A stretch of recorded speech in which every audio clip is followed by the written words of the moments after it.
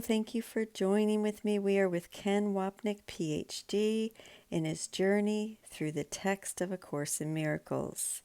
And today we are on Chapter 5, Healing and Wholeness. We are picking up our reading in the Holy Spirit.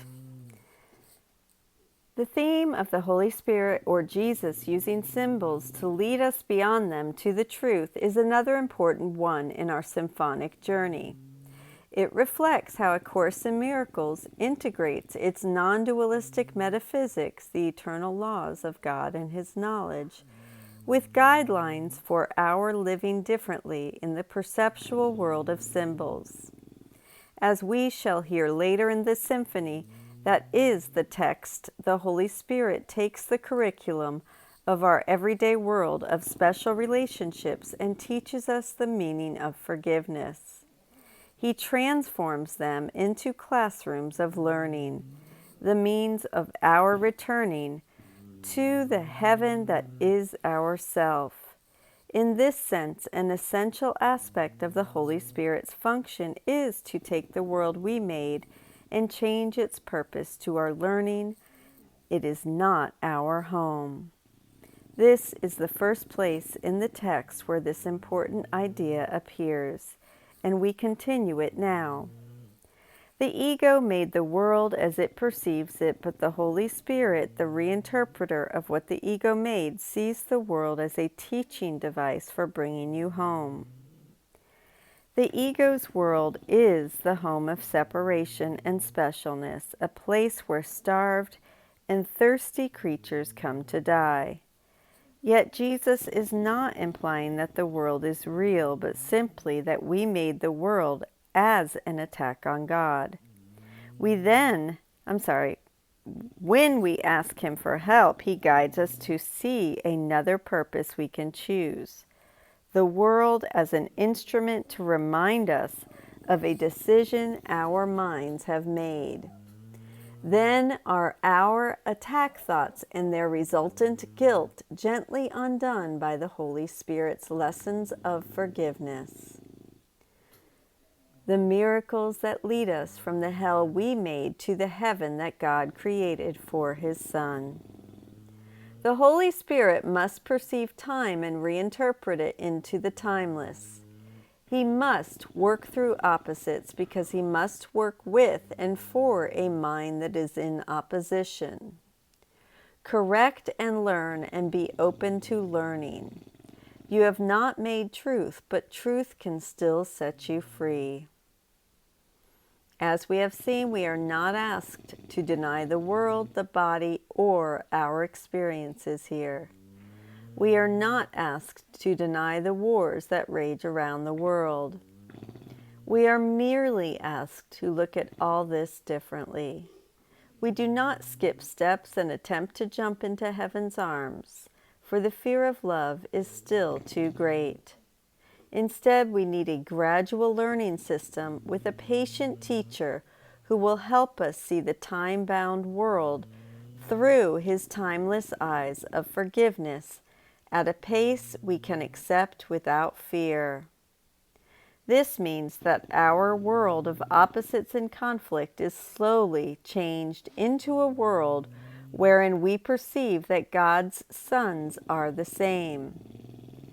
Through A Course in Miracles, we are taught to look beyond the forms of separation and differences, the home of opposition, to the content of the universal sameness of God's separated Son. This reflection of heaven's truth of perfect oneness gently gives way to the truth of our eternal self, a oneness joined as one. Look as the Holy Spirit looks and understand as He understands. To look as the Holy Spirit looks means to see the world as the mind's projection. Jesus teaches to use what our eyes see as the means of returning to what the mind has chosen. This perceptual shift from the world to the mind, from bodily attack to the mind's guilt to the Holy Spirit's forgiveness, will continue to be discussed on our journey through the text. His understanding looks back to God in remembrance of me. He is in communion with God always, and He is part of you. He is your guide to salvation because He holds the remembrance of things past and to come, and brings them to the present. We shall see below how the ego uses time through guilt, a concept briefly introduced here to be represented again and again in our symphony. Through bringing our sinful, guilt-driven past and fearful nature to the Holy Spirit's present, the holy instant, the ego's thought system is undone. Incidentally, the language of the above is deliberate, taking the reader back to the biblical and Catholic teachings on remembering Jesus through communion with Him at Mass. Through the process of transubstantiation, the priest consecrates the bread and wine on the altar, transforming them into the real presence of Jesus, His literal body and blood.